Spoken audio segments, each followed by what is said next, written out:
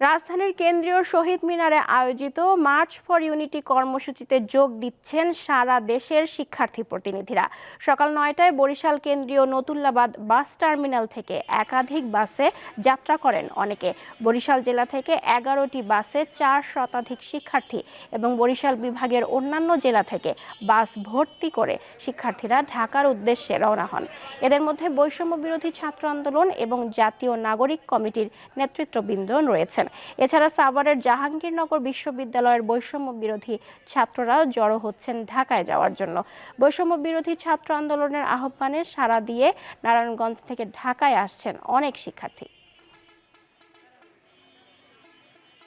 March for ইউনিটির জন্য আসলে আমরা আজকে যাওয়া বিএম কলেজ থেকে আমরা টোটাল 7টা বাস ইতিমধ্যে রওনা হয়েছে, আরও 2-3টে বাস আছে, টোটাল 7টা বাস আর কি এখান থেকে যাবে।